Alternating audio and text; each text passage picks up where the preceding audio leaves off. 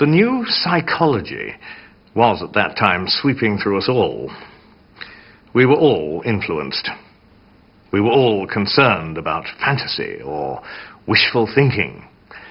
I formed the resolution of always judging and acting with the greatest good sense. He was saying that all youth at that time were trying to escape from wish fulfillment dreams. They got that from Freud, and they wanted to, in one way, spit on the images of their youth and go on to they knew not what, but anyway leave that behind because it was juvenile. Lewis was writing a long poem called Dimer.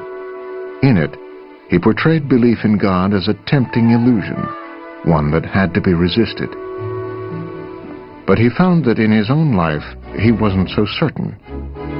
The question of God's existence would not let him go. I was, at that time, living like many atheists in a world of contradictions. I maintained that God did not exist. I was also very angry with God for not existing. I was equally angry with him for creating a world. Why should creatures have the burden of existence forced on them without their consent?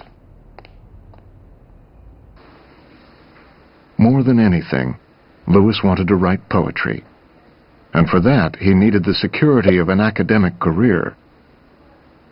He applied for teaching jobs at Oxford, but college after college turned him down. I was attacked by a series of gloomy thoughts about professional and literary failure. Such a rage against poverty and fear and all the infernal net I seemed to be in that I went out and mowed the lawn and cursed all the gods for half an hour. Lewis's first ambition, a burning ambition from the age of about 15, was to be a poet, a great poet. I could not say simply that I desired not my fame, but that of the poem, nor was the feeling a disinterested love for Dimer simply as a poem. It was a desire that something that I recognized as my own should publicly be found good. His hopes were finally fulfilled in 1925. Magdalen College made him a fellow. The next year, he found a publisher for his long poem, Dimer. Success at last. But it was not enough. All the books were beginning to turn against me. Indeed, I must have been as blind as a bat not to have seen, long before, the ludicrous contradiction between my theory of life and my actual experiences as a reader. The most religious were clearly those on whom I could really feed. The poetry he really cared about was not Ezra Pound and Gertrude Stein. All these years, the greatest pleasure he ever had was from Christian poetry. Things like Spencer, Milton, all of these great poets. And yet he found out that he was reading them, as he later said, with the point left out. The same thing was happening with his friends. The people he thought he should have liked were the college atheists. But the ones he really liked were Tolkien, a practicing, very devout Catholic. And Barfield, who asked all the right questions. I can only describe it as the great war between Barfield and me. When I set out to correct his heresies, I find that he had decided to correct mine. And then we went at it, hammer and tongs, far into the night. Night after night. Barfield believed that the imagination plays a very important part in how we know. He rejected the model that science is the only way to truth, to acquiring truth.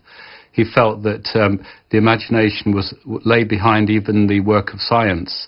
It gave meaning to propositions.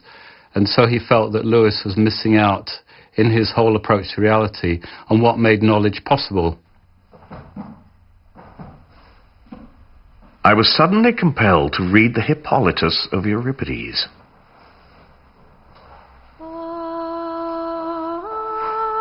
O God, bring me to the sea's end, to the Hesperides, sisters of evening, who sing alone in their islands where the golden apples grow. And the Lord of oceans guards the way from all who would sail into their night blue harbors. Let me escape to the rim of the world, where the tremendous firmament meets the earth, and Atlas holds the universe in his palms. For there, in the palace of Zeus, wells of ambrosia pour through the chambers, while the sacred earth lavishes life, and time adds his years only to heaven's happiness. I was off once more into the land of longing, my heart at once broken and exalted as it had never been since the old days. I was overwhelmed. I called it joy. When Lewis talks about joy, he talks about something that he labels the central theme of his whole life. But what he means by joy is not the satisfaction of a desire, but a desire that is more desirable than any satisfaction. There was no doubt joy was a desire.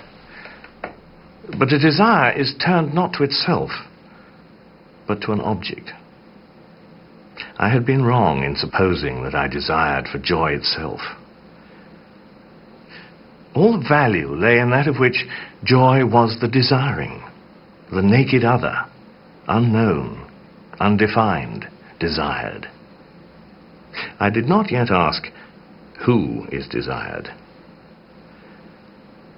The very experience of joy that Lewis had was an arrow that led to the target of belief in God. Lewis argued innate, deep desires do not exist unless they correspond to something that can satisfy them. If there is hunger, there is food. If there is sexual desire, there is sex. If there is curiosity, there is knowledge. So if there is the desire for this thing that is beyond this world, there must be something beyond this world. Lewis was still resisting, but growing tired from the struggle. The fox had now been dislodged from the wood and was running in the open, bedraggled and weary, the hounds barely a field behind. The odd thing was that before God closed in on me, I was in fact offered what now appears to be a moment of wholly free choice. I was going up Headington Hill on the top of a bus. Without words, and almost without images, a fact about myself was somehow presented to me. I became aware that I was holding something at bay. I felt myself being given a free choice. I could open the door or keep it shut. I chose to open. I felt as if I were a man of snow at long last beginning to melt. Drip, drip. And presently, trickle, trickle.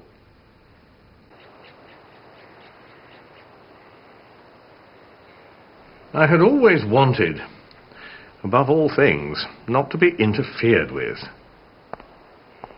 I had wanted, mad wish, to call my soul my own. I had been far more anxious to avoid suffering than to achieve delight.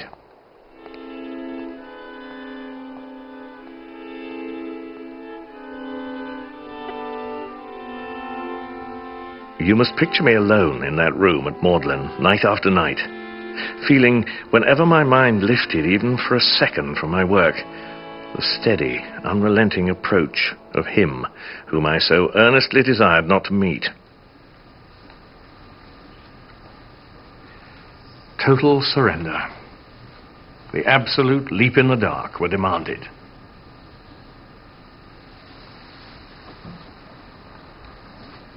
I gave in and admitted that God was God. Perhaps that night, the most dejected and reluctant convert in all England.